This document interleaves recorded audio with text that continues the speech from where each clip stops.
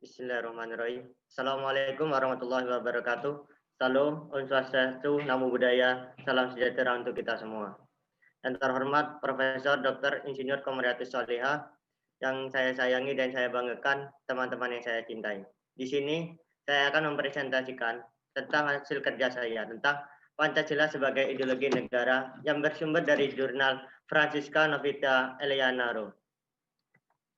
Pada kesempatan kali ini, topik yang akan kita bahas, yang pertama, latar belakang, yang kedua, pengertian ideologi, yang ketiga, nilai-nilai Pancasila sebagai ideologi, yang keempat, fungsi ideologi Pancasila, yang kelima, Pancasila sebagai ideologi terbuka, dan yang keenam, Pancasila sebagai ideologi tertutup.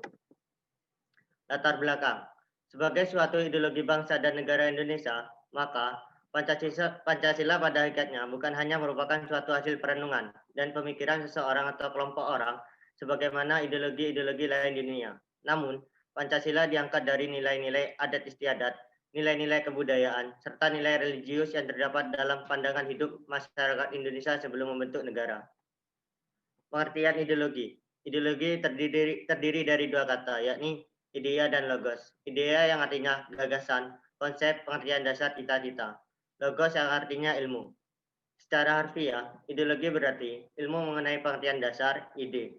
Definisi ideologi, kumpulan gagasan, ide, keyakinan, dan kepercayaan yang menyeluruh dan sistematis, yang menyangkut dan mengatur tingkah laku sekelompok manusia tertentu dalam berbagai bidang kehidupan. Nilai-nilai Pancasila sebagai ideologi ada dua, dari nilai objektif dan dari nilai subjektif. Dari nilai objektif itu terdiri dari tiga. Yang pertama, rumusan dari sila Pancasila memiliki makna yang paling dalam. Kedua, Pancasila yang terdapat pada pembukaan Undang-Undang 1945 sebagai pokok kaidah yang mendasar. Ketiga, nilai-nilai Pancasila akan terus dan tetap ada sepanjang masa dalam kehidupan bangsa Indonesia. Nilai-nilai Pancasila sebagai subjektif ada empat. Yang pertama, nilai-nilai Pancasila muncul dari bangsa Indonesia. Kedua, nilai-nilai Pancasila di dalamnya memuat nilai-nilai kerohanian. Yang ketiga, nilai-nilai Pancasila menjadi pandangan hidup bangsa Indonesia. Dan yang keempat, nilai-nilai Pancasila berasal dan tumbuh serta berkembang dari budaya bangsa Indonesia. Fungsi ideologi ada lima.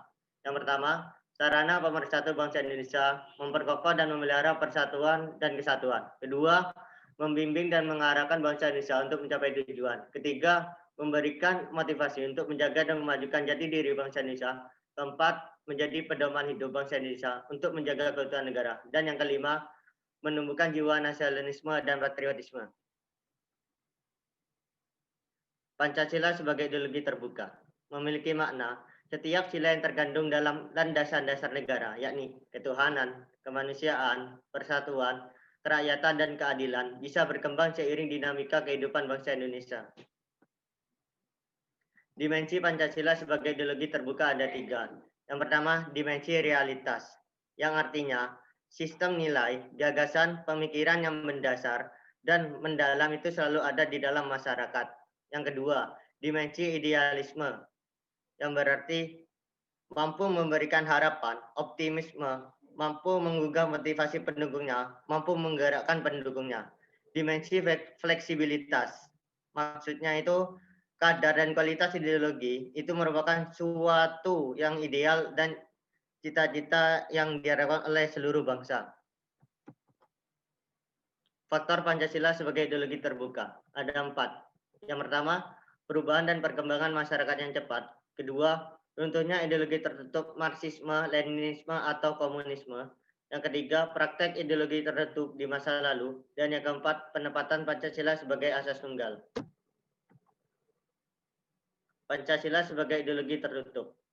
Sesuatu gagasan, ide cita-cita, pemikiran dan juga sebuah pandangan yang mutlak, serta tidak dapat diingkari mengenai kesohihan isi dari dalamnya, serta wajib diterima, dipatuhi, juga dijalankan oleh seluruh lapisan masyarakat tanpa terkecuali.